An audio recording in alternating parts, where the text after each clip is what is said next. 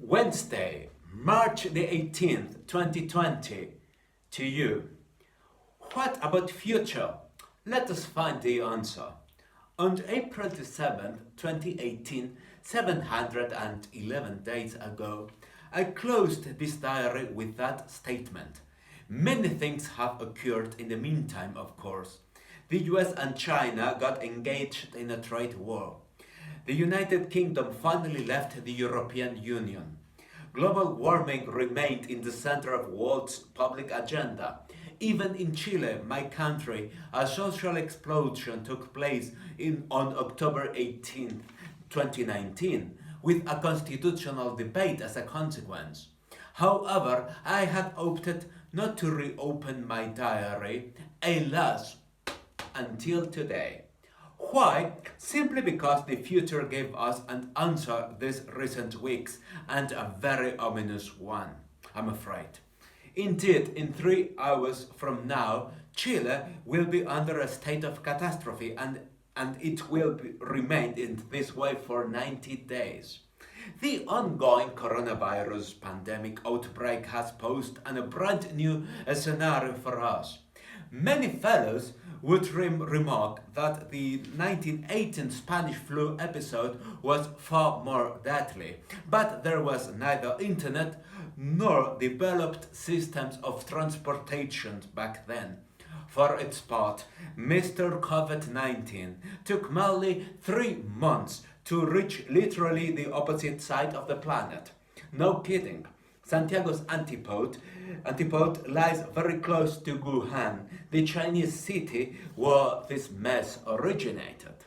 As of now, 218,740 cases have been reported, and death toll is 8,944 according to the latest WHO's data. Mortality rate is very low indeed, only 4.08%, but too ill distributed as well. Elderly has the highest risk, while countries like Italy or Spain have locked out. Mr. COVID-19 is an invisible enemy we are facing worldwide, but it is not a lethal soldier.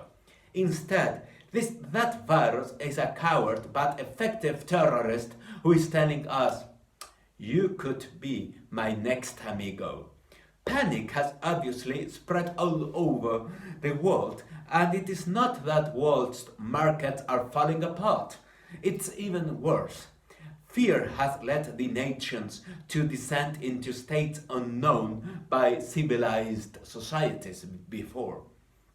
That said, I have 3 remarks to make. First and foremost, this is a victory of globalization. Up until this coronavirus episode, there was a we local, you global mindset, but not anymore.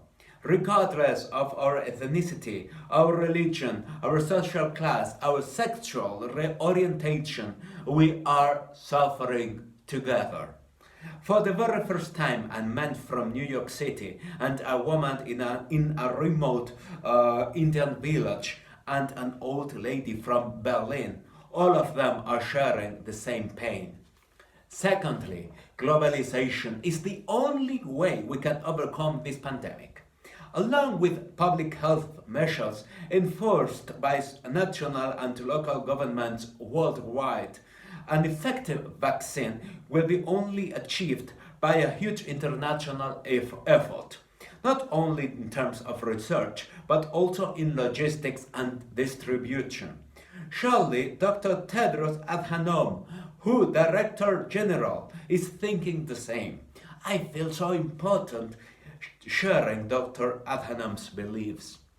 Thirdly, there will be a huge economic cost, but in the long run, I'm sure that the pandemics will cause an impressive growth. Chains of productions will be restored. There will be new inventions, new technological advancements we can barely think of today. Who could have said in 1999, 20 years ago, that we would be working from home? For better or worse, The world will not be the same after this. Personally, this thought, along with having my parents and my friends, is what is keeping my upper lip lifted. Future is coming. I want to be part of it. In the meantime, all of us is suffering in our planet, while all of us is suffering in our home. What about future? Once again, let us find the answer. The world is still on.